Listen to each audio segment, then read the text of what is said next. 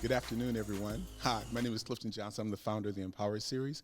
I want to welcome you today. Thank you for spending a portion of your life with us. And as I always start, I want to appreciate our funders and our supporters. So A&E Media Group, they make us look good on social media. So much appreciation and blessings and thank you goes to AE Media Group, as well as Comerica Bank for their long-term financial support. And just towards the end of last year, right for the holidays, you may have seen our press release that they gave us a grant for $10,000 so that we can continue programs like this and expand in Houston. So we want to thank Comerica Bank, and I want to thank all of you for your individual donations. If it wasn't for your donations, your volunteering, you giving your time, your talents to us, we wouldn't be able to put on programs like this. So please go to our website, www.empowerseries.com. You can click the RSVP button, and you can see our upcoming events and our lineup for January. We got a pack full of engaging, inspiring people to share their stories with you for this month, which is vision and goal setting. You can also click on take a survey so that you can tell us how the Empower series has impacted your life. I've heard a number of stories of people who've bought homes, who've increased their credit scores, who started their businesses as a result of connecting to resources or being inspired by our programs. And then also, if you want to give, you can click on the donate button as well. Today, I'm really excited because I have a guest who is our first guest for 2020. Her name is Gabrielle Denise Pina. She is a master storyteller. We were just talking about the art of storytelling before we went live.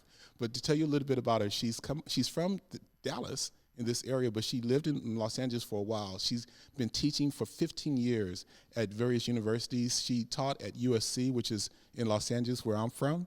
She actually taught a master's class for professional writers at USC, and that's where she received her Master's of Art. She's an author of a number of novels, authorized autobiographies, or biographies actually, and she's also a playwright. And so she's written a number of plays, but one of the plays that's gotten acclaimed notice is Letters from Zora. This is a play that was written in 2013. It actually was nominated. They received a Best Actress and a Best Playwright nomination from the NAACP Theater Awards, and Vanessa Bell Calloway won the Best Actress Award for this play. And our guest was nominated for the Best Playwright. She didn't win that, but she was nominated. So without any further ado, we're going to have a great conversation about a masterclass on writing. So let me introduce you to Gabrielle Denise Pina. How you doing? Hey, thank you. So happy to be here. Honored to be here. Well, I'm excited as well because everybody wants to be a writer. Now, I'm not saying everybody can be a writer, but they definitely they feel like they have a story that will impact people's lives. And I wanted to start our podcast this year with you. Our theme is really visioning and goal setting. And part of visioning and goal setting is to be able to have an imagery in your mind of what you want. And I think having the ability to craft in words that picture, and we were talking about most great writers have an ability when they're writing to really take you into the scene.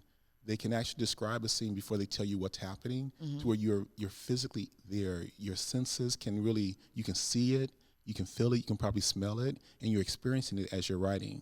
And so that's a great skill set. I wish I had it. But tell me, how did you find out that you had that skill set as a writer? I'm my mom's only child, so I spent a lot of time alone, and I was one of the original latchkey kids. I grew up in Oak Cliff, by the way. Okay, so Oak Cliff. Hometown girl back Oak Cliff home. in the house, right? Oak Cliff in the house. And so I had to entertain myself. And so since I was born in the 60s, that was before video games, that was before laptops and cell phones. I mean, we had Penny getting burnt by the iron and Adam 12, and, so I spent a lot of time alone, and I read voraciously. I still do. And so I would be in the corner scribbling, reciting stories in the mirror. And so I was doing that for a long, long time. So ever since you can remember, huh? Ever since I can remember. Okay, cool. So tell me, what's your most favorite memory of writing? I think, my most favorite memory of writing was probably when I was in college. I went to the University of Massachusetts at Amherst, and I was always a dabbler. like most writers, when they begin, most serious writers, where we have pieces of stories or pieces of poems, and we never finish them because we're terrified. So we have all these like pieces of work, and we throw them in a box, or we put them in a file, when we put them under the bed or in a drawer, we bury them. And on this one particular day, I actually finished like I don't know what you call it, maybe a vignette at the time. I just didn't know what it was. And I probably was a sophomore in college, and I read it, and I brought myself to tears. Really? Yes. So that's when you knew That was the first time I thought, okay, there's something else going on here, and I feel differently when I don't write. I'm a different woman when I don't write. So would you say you're a regular journaler as well? Yes, and always have been. I have journals way back from when I was 5. That's crazy. But it's good that you keep them. Yeah, right? I kept them. So when you look at your journal, has anybody ever read your journals? If they read Besides them, I didn't know about it. And they better not tell you about it, right? So I have some journals, but I wasn't consistent back then at that time. I did written journals. And I have a video journal as well. Oh, okay. Yeah, but what's the other thing I want to ask you about is you were talking about writing and how you have a lot of these scratch pieces of paper or half-finished projects. I was reading about this well-renowned author who said he wrote for 15 years before he published anything. I can see that. But if you compare it to now, you hear about everybody thinking that there's a book in them, and you have these companies that will say, hey, we'll help you write your book, we'll get your book out, because even though I might believe that everybody has a story within them, not everybody has a skill set to write. That's accurate. Yeah. And so in your class, when you teach writing, what would you say are the things that are very fundamental that anyone should know if they want to begin writing or crafting their story? I would say you have to have a basic understanding of the English language. You have to know the rules in order to know how to break them. I was just going to go there because even though you may not be speaking the perfect Queen's language, right, there's a way of expressing ideas and in a very conversational tone that might be breaking them. Right, and it's okay to break them. That's perfectly all right to break them. Lord knows there are so many books that have been written, right, that don't follow standard protocol per se, but you still need to know the rules. You need to know the fundamentals of the English language. You need to know when not to split verbs, right? You need to know that you can't go back and forth between past and present tense. You need to know how to halfway punctuate properly. Okay. Well, it's technically how to write. So I'm always remembering. I don't necessarily remember authors' names, but I remember their work and the message that they had. So one author was saying that he, when you write, now I just had a train of thought where I lost it. You're talking about knowing the proper language. Oh my gosh, I can't believe that happens. I was born in my 60s too, but probably a lot earlier than you. So I don't remember what I was going to say. I hate it when that happens, but it'll come back to me if it's important. But I do a lot of reading as well, and I look at this topic of writing, and my belief is that everybody has a story inside of them. Now, you may believe a little bit differently. So what was your perspective when we were talking earlier? I said that everybody has a story that is inspiring and that can touch everybody's lives, and you were saying that that's not the case when you look at the students that you worked with. There's some people that you feel really don't have a compelling story, right? Right. Well, I think everybody has a story. I'm not going to argue with that. Okay.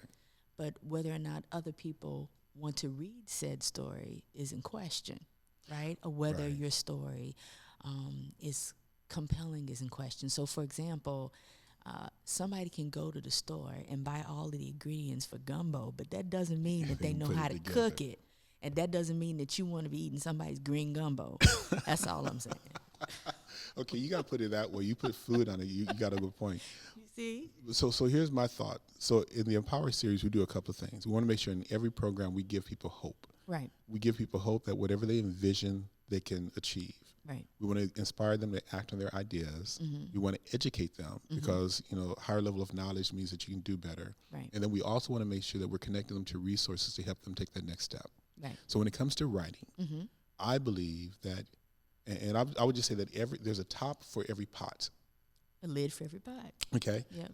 So I would say that there's a story. Everybody has a story. Mm-hmm. Now, how that story is told, Mm-hmm. and whether that person has the ability to tell their story in a compelling way, Mm-hmm. I would agree with you. Mm-hmm. So I think if everybody has a story, because everybody's living a life that is of significance, Mm-hmm. and if we don't believe if we don't believe our life is significant, then I think that's just we have a limited perspective of the impact that we can have on another person's life. Mm-hmm. Because I believe that there's nothing insignificant. Mm-hmm. So if we can connect with the resources to help us tell our story in a compelling way, I believe that there's somebody out there that's waiting to hear our message so they can be inspired. They can believe in their hope.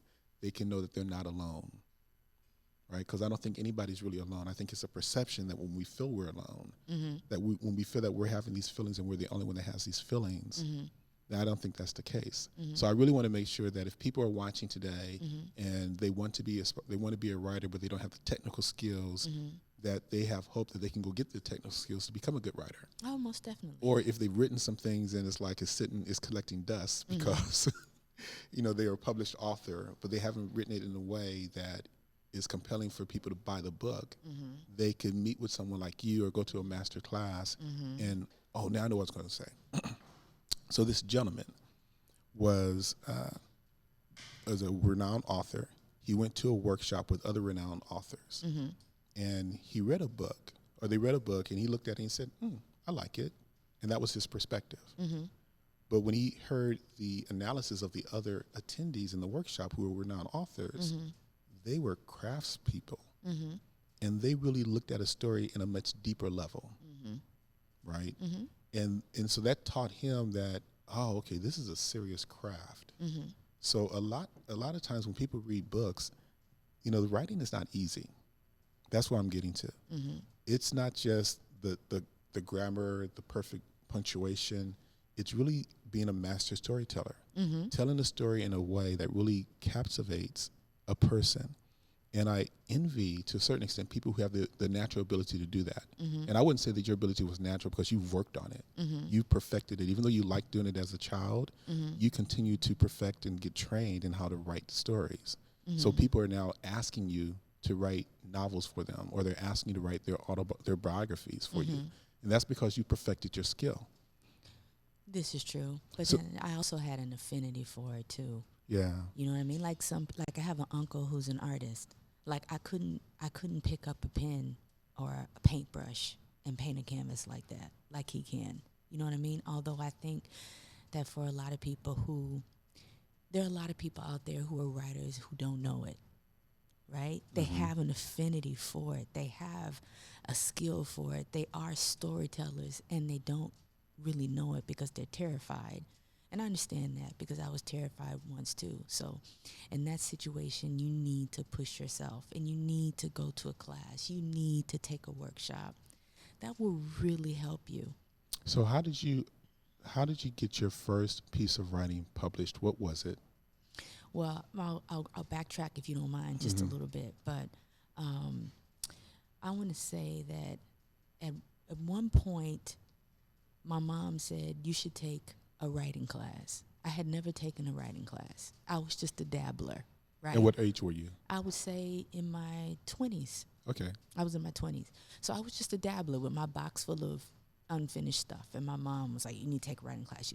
So I went to UCLA and took like an extension writing class. And it was the first writing class I had ever taken. And I was terrified. And I was in there with regular people like me who had never had a writing class. And there were also people in there who were writers in the class. And we had to, we had assignments, and then we had to share assignments with the entire class. And it was a scary situation. But it was after that class that I thought, oh, wow, I can do this. I can do this. And then from there was just no turning back. So what did you get from that class that gave you the confidence that you can do it? I knew that I could write. Okay. I didn't know that I could write before that class because all I had was this box of unfinished stuff, and the only person who had ever been affected by it was me. Okay. I had never shared it with anybody. And there are so many people like that out there. They have a box full of stuff that they've never shared with anyone. And when I took that class, I was forced to share it. I mean, I had to. I was paying money for it. So why would I, that would have been detrimental to my own evolution, right? As a human being, as a writer, to not do the work. And did you get positive affirmation from the other classmates and the teacher? I did. I mean, I got beat up too. Yeah. But that's how you learn. True. You know what I mean? So even though I had an affinity for it, it was still raw. I didn't necessarily know what to do because there was no training there.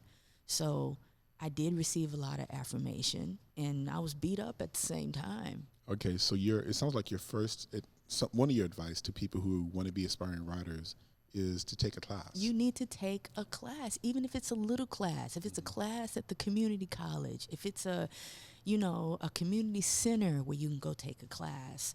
Just take a class. You don't even have to tell anybody. Right. Just pack your little notebook and little pens and take that first step and take a class. And I would say before you take the class, definitely do the journaling. Start journaling. That is huge. Okay, because a lot of people are telling me that I need to write a book. Mm-hmm. Now, I'm not feeling it, okay?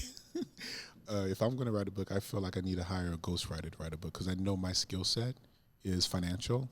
Mm-hmm. I wouldn't say that I have an affinity to write. I might have an affinity to talk, but writing, I would respect the craft. Right. And know that I definitely need to take a class and perfect the game. Right. It reminds me also, I was talking to you about Shaka Senghor, and Shaka actually was in prison when he realized that he never finished anything in his life, and he went to write a book, and he said that he was going to write a book in 30 days. And he actually wrote and finished a book in 30 days while he was in solitary confinement. Now, after he wrote the book, he didn't know he had to share it with somebody, so he shared it with his cellmate or someone in solitary confinement, and they read it, and it was the best book they ever read. Mm-hmm. And he was like, okay, bomb, that's the thing. But it's like, but he's in prison, right? It's not like they got a lot of reading material in prison. Right. So then he started giving out to his brother, his father, and they all agreed. So that started his path of writing. Mm-hmm. So when you look at writing a piece of work in this microwave society, does it, people want to write a book in a quick turnaround. Mm-hmm. How long did it take you to write your pieces? Oh my goodness. Well, you have to remember I'm a woman and I'm a mom. Okay. So it's going to take me longer. It's going to take you a minute or two, It's right? going to take me a minute. So Right. I'm not somebody that could bust out a book in 30 days. A play, that's different. Okay, we'll talk about plays too. So, Right. so with the book, I guess, does it take you more than a year or how long? Yeah. Okay. It'll take me more than a year because usually I love research. Mm-hmm. I'm a research-oriented person, and I tend to, because I'm an academic at heart, so I tend to write.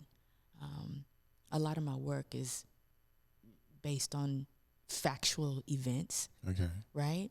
And so in order to do that and to make sure that I'm on top of my game, I spend a lot of time researching. So, for example, for Letters from Zora, I researched for a year.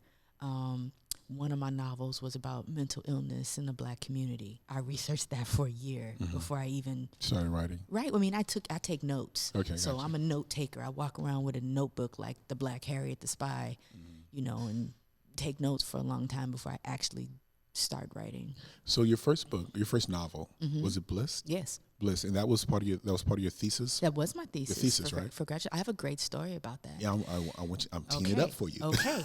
So actually, I was in the Master Professional Writing Program at the University of Southern California, and I don't know. Are you familiar with Hubert Selby Jr.? Have you ever heard that name before? No. He was a literary icon. He wrote Requiem for a Dream, right, which was made into a film, Last Exit to Brooklyn, and he only took like 2 students a year, and he took me. So he was my mentor in grad school, and he's passed. But if some of your listeners out there Google him, he was just a phenomenal talent. Hubert Selby Jr., his nickname was Cubby. He was so phenomenal that he didn't even use punctuation. Like, he didn't need to. He was like, hell with it. I'm just, right? Okay. So the point is, I, up until that point, have always been able to do really good work at the last minute because I'm a procrastinator. So even in college, if I had a 20-page term paper due, I would wait until like the night before to do it, and I would still get like an A minus. So there was nothing to ever inspire me to do better.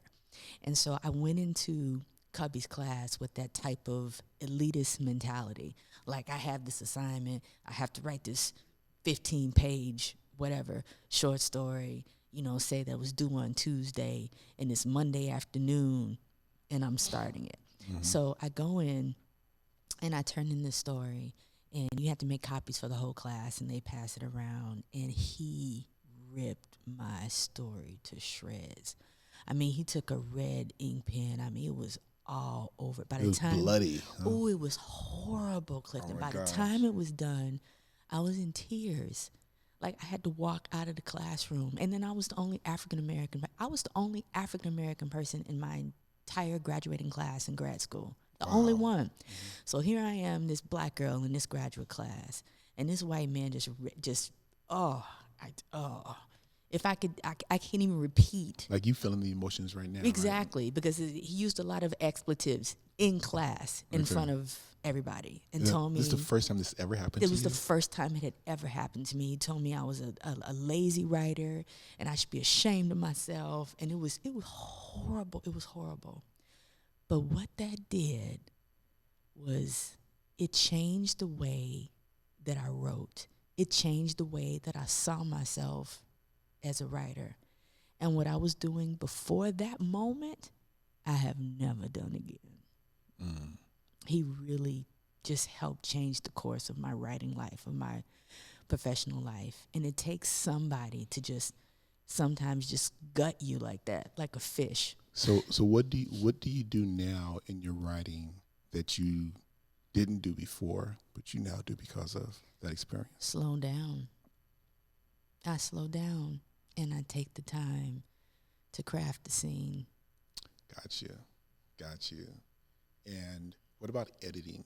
Is editing a big part of writing, like rewriting more? Yes. And, I will say that you will find, I think, the majority of writing professors, right, will tell you, don't edit as you go. Because I've always taught that, right? Just get it out, finish it. Finish that first draft. And then you go back and edit. Because if you stop to edit while you're writing, you're just never going to get done. Yeah, I hear that. However, each time I write a work, I have a different experience. So I would say for me, my experience, it's like writing a book or writing a play. They're like children, right? Each kid is different. Yeah. But if you're starting off and you're writing your first book, I would say don't edit until you finish. The whole book? Yep. Don't edit until you finish. Just push through, because editing is the fun part. Okay. That's like the glass of wine. That's like the dessert. That's like when you have the whole manuscript in front of you and you can just sit in front of the lake and it's this just stack of work that you've bled over, right? And you can just take your time. And that's fun. I enjoy that. And you got to be patient, right? You have to, because it's your work. And nobody is going to love your work like you do. So I'm going to talk about playwriting soon. Okay. But let's talk about just writing novels or any other kind of book. What would you say are the points that you want to get across in a master class for someone who wants to be write a novel? I would say you need to ask yourself what you want your reader to walk away with. And the most important thing to me is theme, right? Okay. So when I start with any work, I have a theme. Whatever that theme is the theme is resilient, that's a concurrent theme through my work, or the theme might be betrayal. Whatever that is, you need to have a theme. And then you need to figure out what you want people to come away with said theme. Okay. Do you want them to feel hope? Do you want them to feel like they could get past this experience and do anything, right? Do you want them to feel like these particular experiences, they didn't define the character, so they don't have to define you, right? The character was able to transcend them, so you can transcend them, right? Do you want them to have a connection with the human experience, right? And so the theme, What do you want people to walk away with? What do you want people to walk away with? Difference between fictional and non-fictional writing? Huge difference. What would you say are the keys if you're writing the two different, like, what are the keys to fictional writing, the keys to non-fictional writing? Well, for fictional writing, I like for the reader to walk away with certain emotions. Okay. I need to leave you better off than the way that I found you, right? And not just with the experience of the work, but with the knowledge of the work. I need you to be edutained, right? Okay. Not just entertained, Not but entertaining, edutained. Like when you finish reading something that I wrote, you're going to know something. And so how much time do you spend on character development? Because that's very important, isn't it? Lots. Do you feel like character development is more important than trying to get through the story? You want to sit back and really understand who are the different characters, or which comes first, the character development or just getting through the story? Well, let's think of it this way. First, you have to figure out as a writer what your specialty is, because every writer has some. Okay. For some writers, it's character development. For some writers, dialogue, right? For some writers, plot, right? So it's all different, and all those things work together, to come together to form a completed product. But you have like an affinity for certain things that you love. Like I love dialogue. Okay. I could write a novel with just dialogue and nothing else. Yeah. Right? So if you have one thing that you're really good at, focus on that and everything else will come into play. I mean, you still need to know, right, about character development, and you still need to know about setting, and you still need to know about plot. You still need to learn about all of those things. Okay. But if you're learning about all of those things and you're focusing on the one thing that you do well, it will all come together. Because think about it. You can read a novel and walk away with, oh my God, that dialogue was so real. Oh my God, I feel like I've been to that place, right? Because the way that the writer described the setting was just majestic.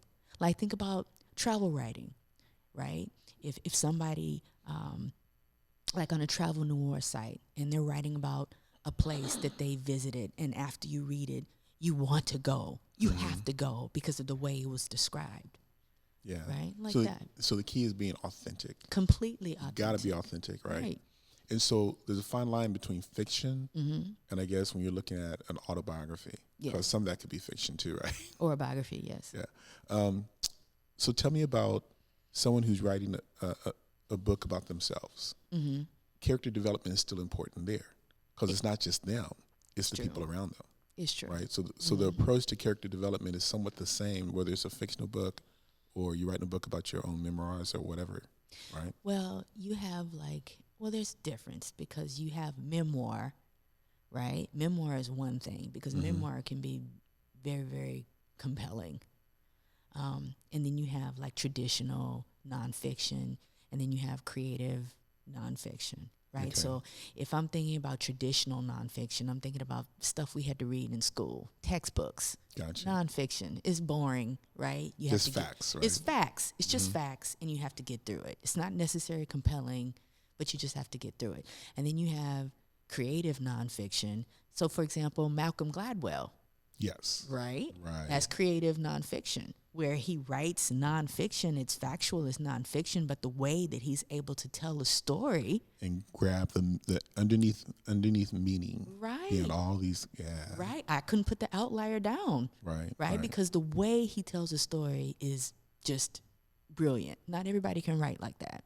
And then you have memoir. You have some memoirs that are just so compelling that you can't put them down. I think one of my favorite memoirs is Infidel. Have you ever read that? I've heard of the book. Oh my I can't gosh. tell you what it's about. By Anan Hirsi Ali. It is by far the most compelling memoir I have ever read. Okay. So. You ever thought about writing one yourself? Oh, some people have to be dead first. Okay, got you on that. We'll keep moving. So there's a difference between novels and also being a playwright. Right. So you said you can do a playwright or a play like this. Yeah. So where did that come from? Well, think about it. When you write a novel, right, that's everything that we just talked about. That's dialogue. That's character development. That's setting.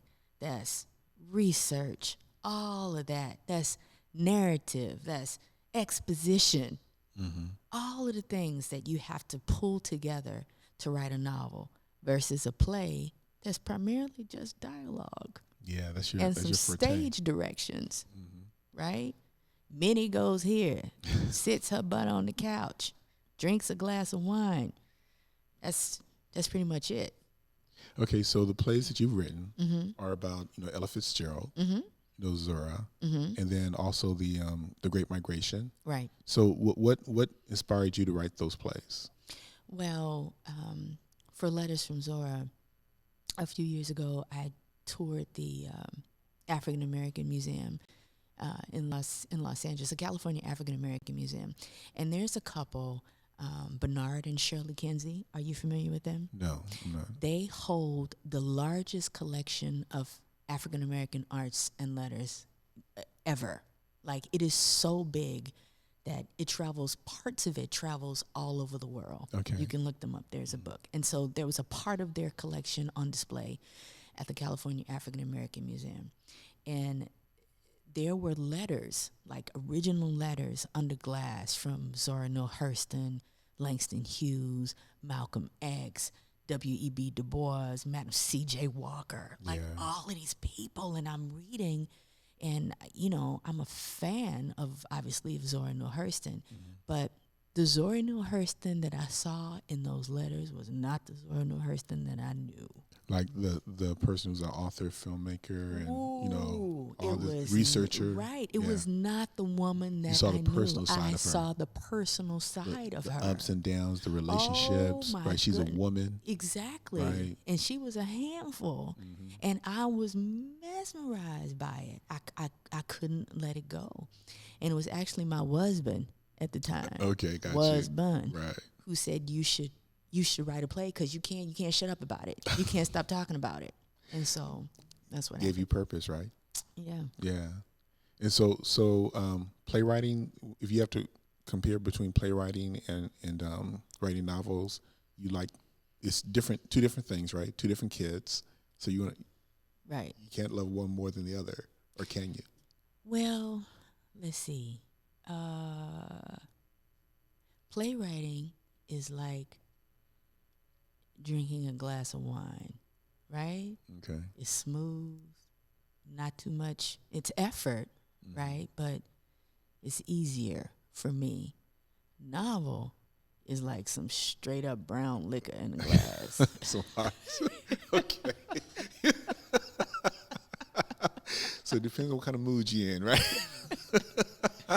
But I will say, even though the playwriting is easier for me, I still research. There's still a year's worth of research before I write it. Okay, so this month is about vision and goal setting. So where do you want to take this? Where do you want to take your talents of a writer, playwright, novelist, getting your books adopted to film? That's a project that's going on right now. Where do you want to take, what is your vision towards this? When I write novels, I don't get to see how they affect people.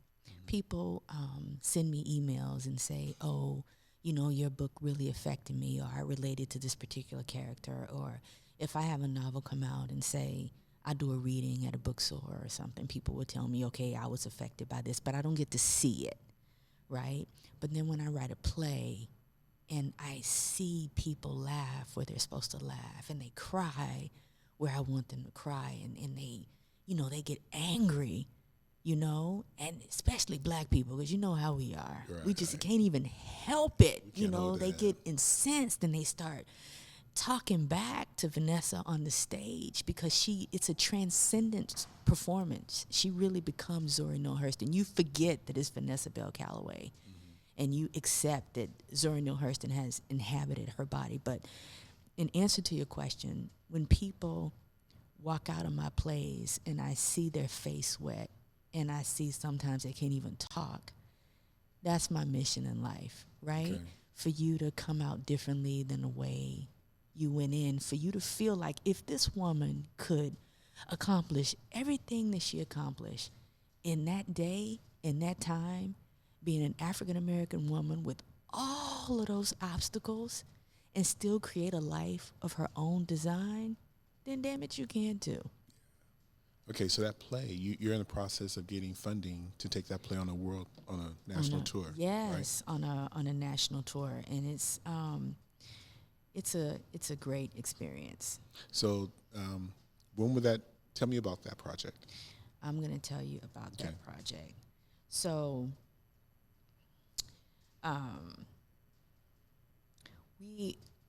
like Tyler Perry, he started off funding his own work. And you get to the point, I think, especially as an African American writer, where you have to make a decision. Where do you want other people to believe in your work, right? And you want other people to fund your work? Yes, you do. Or are you going to take the initiative and do what you need to do to fund your own work? If I'm in a position where Letters from Zora has been touring for the past, 7 or 8 years, and we always have sold out shows, right? But nobody stepped up to say, here's $500,000 or here's $200,000 to take your play on tour. We just decided we needed to do that on our own. Okay. Right? We needed to do that on our own. And we also wanted to give people in our community an opportunity to invest in it and own a part of the play. So look at it this way. Imagine if Black people, if the African American community had an opportunity to invest in a Black Panther. Right? Black Panther made well over $1 billion. So imagine if we had an opportunity to even invest $1,000, a $500 investment in a Black Panther, and a return that we could have gotten as a community. So Letters from Zora is most profitable play to date. We're inviting 100 people to share in the 30% of the profits for the production. Most Black businesses are not aware of a law passed by President Obama, which is called the JOB Act, which changed crowdfunding to crowd investing. It allows us to give a return on the money invested. We can finally control the content of our work. We can control the content of our work. We can control how it's being offered. We can control how it's being supported. And so it's an opportunity to support the arts and make a profit on an investment that beats the rate being offered by any bank or any broker. So we're inviting 100 people to invest $1,000 and receive a return of anywhere from 30% to as high as 80%. And we've been overwhelmed by the response to this offer because we've almost reached our goal of $100,000. We had a goal of $100,000 and we've almost reached it. So we have a few slots left. So Letters from Zora is, like I said, we've never not sold out. So we're working on a 7-city tour. So Dallas, Houston, Memphis, Little Rock, Atlanta, Chicago, and we're going to end in New York. Okay, so if people want to invest $1,000, how do they find you? They go to chainthegame.com. So chain the game, not change. Chain the game. CHAIN thegame.com. And everything you need is on there. It explains the JOB Act. There are also a couple of other opportunities for investment that don't have anything to do with Letters from Zora, but it's just an opportunity to learn what crowd investing is. But what if they want to invest in Letters from Zora? It's there. It's there. So everything they need go to is there. chainthegame.com. And then they can look for Letters to Zora. Right. Or Letters from Zora. Letters from Zora, because the opportunity I think it's closing within the week.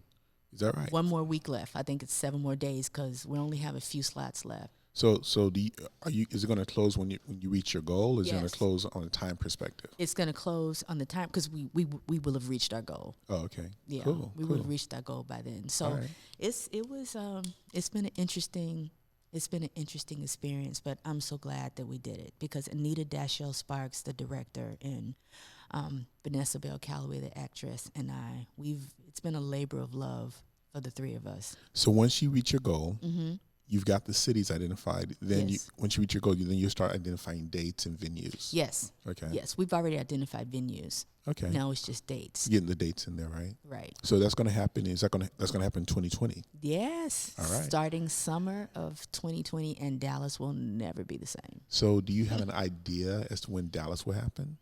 Dallas will probably happen around June. Around June. Okay. Cool. So we'll have to hear more of an update Yes. to see when you're coming in and coming back. Okay, that's good. That's and good. people can also Google Letters from Zora too, and they can Google Vanessa Bell Calloway. Like I said, it was the first Letters from Zora. It was the first award she ever won. Got you. Because I don't think people realized that she had that kind of talent until they saw her on stage. And it's a one-woman show, but it's a multimedia presentation. So there's music and there are visuals, and then there's Vanessa, and it's quite an experience. Okay, so a little bit about you.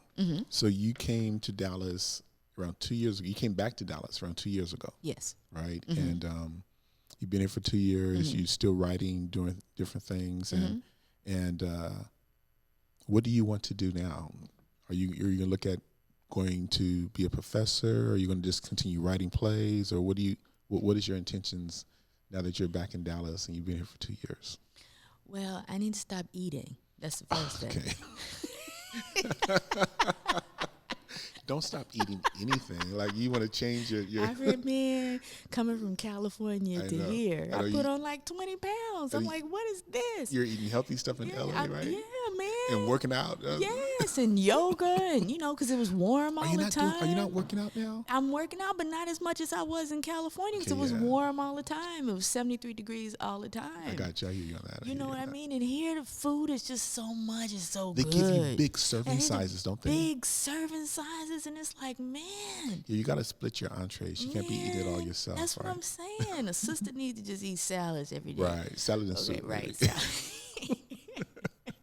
But this third novel that I'm working on, The Season for Hummingbirds, I've been taking notes on it for 10 years. All right, so the goal for that is to get that a draft done in 2020.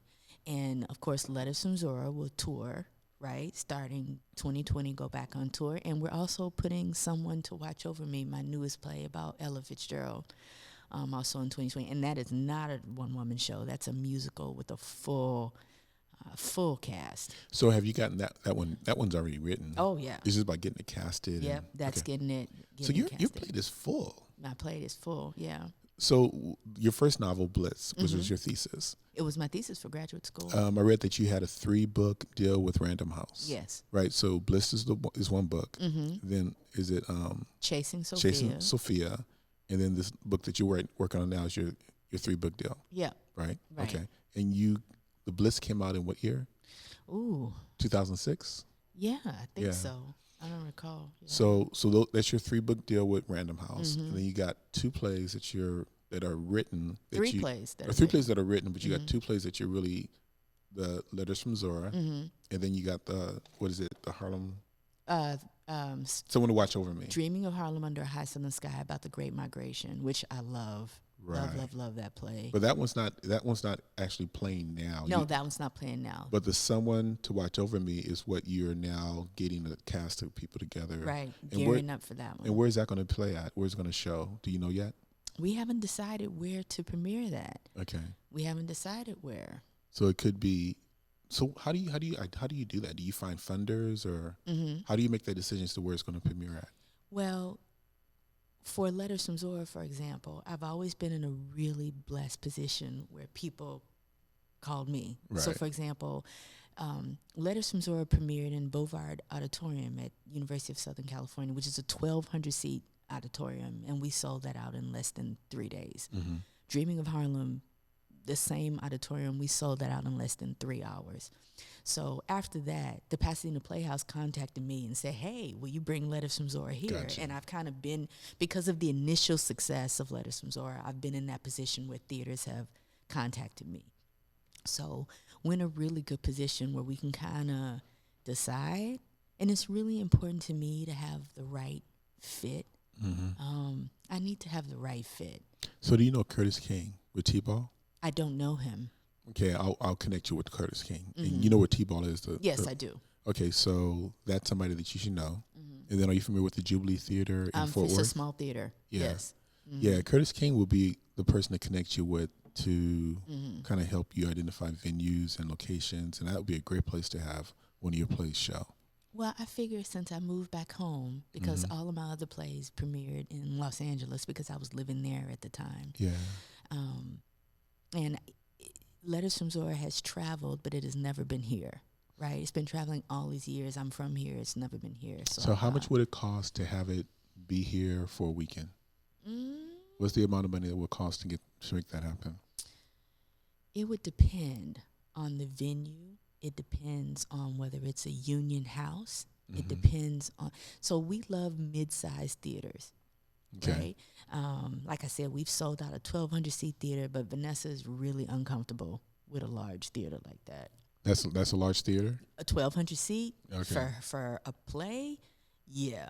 Like So you want a something large smaller. theater. Well, not like small, like 200. From a seating mid-size, which like is what? around 550. Okay. Right around there, between 5, and I know that T-ball is huge. Yeah, T-ball is huge, Yeah. but the AT&T Performing Arts Center, and then there's They the have Dallas Theater. right. Yeah, there's a lot of smaller. They have a lot of venues. smaller venues. So again, I'm looking for a number though. So how much would it? If someone went to write you a check and say, I want Letters from Zora to be here, and they got their checkbook out and they're saying, so how much do you need for that? What would you say? Probably about 30 grand. So 30 grand will make it work. About Okay. 30 grand would make it work. That should be easy to find, don't you think? Yeah, I hope so. All right. You would think so, and you would think that, people would kind of step up and we should all support each other. But it doesn't work. It doesn't necessarily work that way. Think about it. For Hamilton, for example. Yeah. Hamilton started off in a really small regional theater. And somebody came up to Lin-Manuel and said, here's this big-ass check. So you could take this play on the road. Somebody had to do that. That's what it takes, because Yeah. we've been in this position where this play has literally toured for 8 years and has always sold out. Always sold out. I mean, you can Google the reviews for Letters from Zora. We've never even had a bad review. So we just need to get the net cast a little bit wider, Right. right? So that the universe can align itself and the resources can be attracted to this play coming here to Dallas, right? Right, certainly. Okay. So you said you're from Oak Cliff, Yes. right? So when did you leave Dallas? I left Dallas in the summer between the 9th and the 10th grade.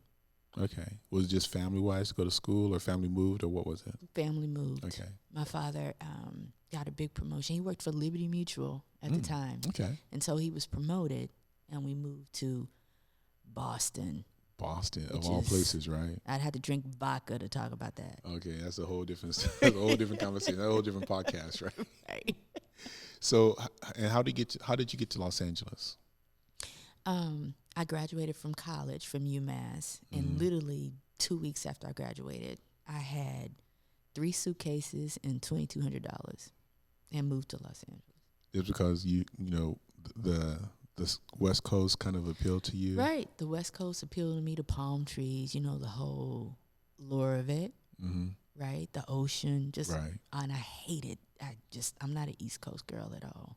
So when you went there, did you get into being a professor or teaching? Was that the first career that you got into? What did you do when you initially got to Los Angeles? Oh my gosh. You know what? My first job in LA was as a production assistant on Boys in the Hood with John Singleton. What?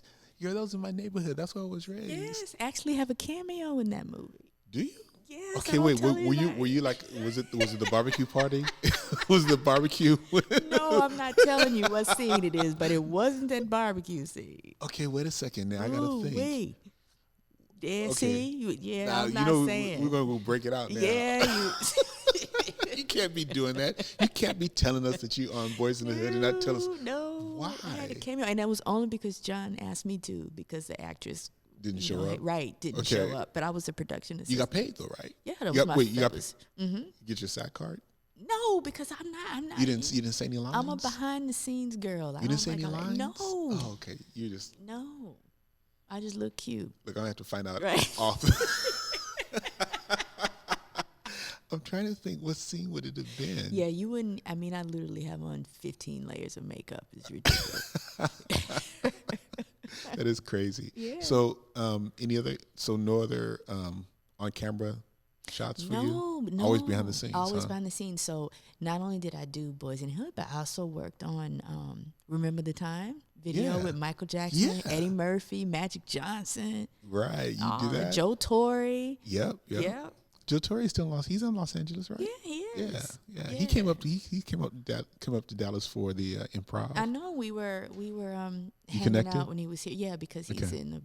he's a Q. So Okay. yeah. So what it means? So he's a Q. So you're an AKA, Yeah, right? So yeah. So we have we do a lot of community events, Okay. right? The whole Black Greek System, our organization. So are you active here in Dallas? I am. I'm a Good, part of the Arlington chapter, Psi Okay. Theta Omega, Okay, right? cool. And my sister, the CEO of my company, is a member of Delta Sigma Theta. She would want me to say that. Right. Okay. So you don't discriminate, right?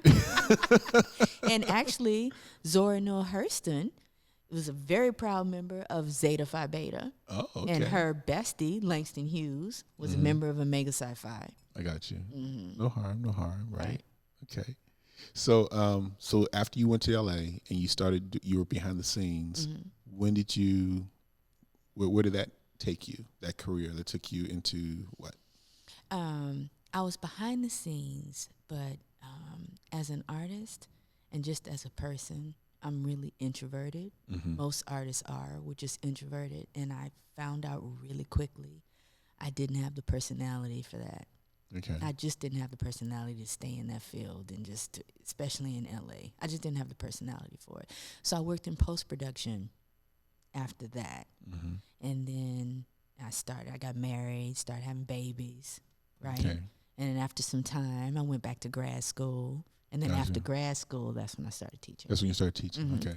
And then you started writing your books, Right. novels, playwrights, and things of that nature. Okay. Right. And so your advice, going back to, so as we end this or wrap this up, Mm-hmm. going back to the master class, you've taught several master classes. Yes. And if you go online, you see that Oprah Winfrey has this master class. A lot of renowned actors and the writers and performers are doing their master classes. Mm-hmm. People can take away from this. So number one, start journaling. Start journaling. The habit of writing. If you say you want to be a writer or an author and you're not currently writing anything, then you need to start writing something. Whether it's your own personal journal, Right. if you want to be public. My niece just started her personal blog. Mm-hmm. And so she's always been a writer, but then she posted on Facebook her first blog, and it was beautiful. It was just her day. So just start writing something, Just start writing and something. that doesn't cost you anything. It doesn't. And if you're not sure about it, then have somebody who right, can write. Just take a look at it. Yeah. But you have to push past your fear. Yeah. That's the most important thing. In 2020, you have to push past your fear. Another thing I would say is one of my favorite things to do is to go to the bookstore and just sit down and find out who you love, like what writers you love and why. Why? And write down why you love them. Is it the way they tell a story? Is it their gift of character development? Is it the way that they implement dialogue? What is it? Why do you love those things about that particular writer? And read. Yeah. Right? Reading is big, right? Reading is fundamental. And while you're journaling and while you're reading, make a plan for yourself, right? What is it that you want to write? If you're a novice, I say start with a vignette. It's small. It's not daunting. You're not setting yourself up for failure, right? You're in, you're out, right? Move toward that vignette and then move on to a short story. Something that has a beginning, a middle, and an end. And if you have any questions about what a vignette is or a short story is or the beginning, middle, and end, there's courses you can take.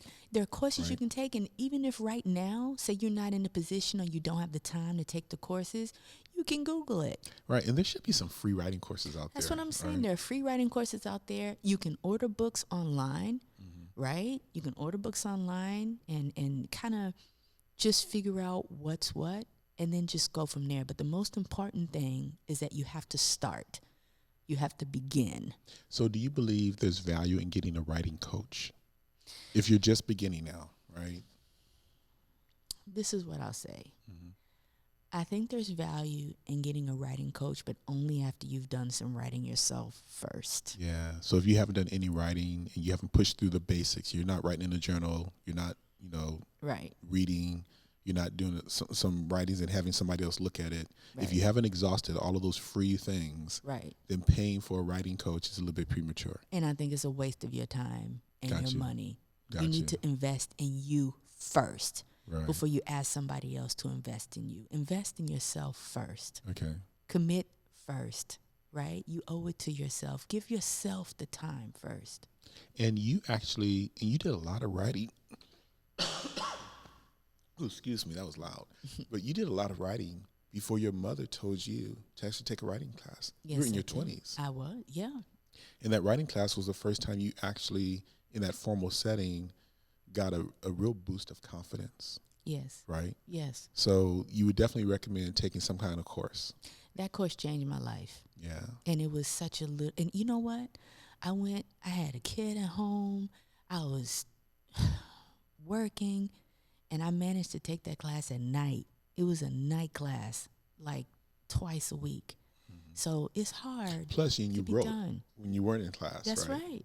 That's Okay. right. It can be done. And also, the writing class not only helps you understand what kind of writer you are and shows you that you have talent, but it puts you in an environment to be around other writers. And that whole juice, those creative juices that flow, that networking opportunity, right? To be around other people who are just like you, that does wonders. Does So- wonders for your psyche. So in addition to this, some people just, they have a personal trainer because they can work out on their own, Right, but a personal trainer really holds people accountable. right. You have a financial advisor. I was a financial advisor. So a financial advisor, you can do some research and get some information, but a financial advisor usually has some information that you don't have. Right. But more importantly, they hold you accountable to saving and staying true to your goals. You have a life coach. You have a nutrition coach. You have all these other areas where you can do things on your own, but if you have the resources, getting a coach in a certain area would help you advance further. So you're saying in the very beginning, it may not be a good investment to invest in a coach until you start doing writing first. But at some point, when do you recommend getting some type of guidance or a coach beyond courses?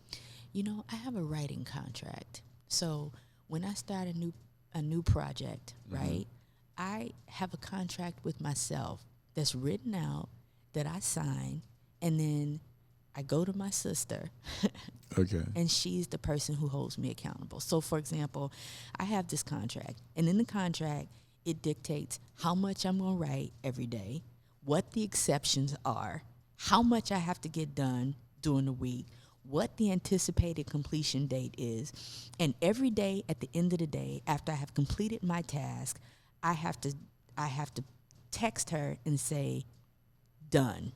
Gotcha. And she texts me back and she says check.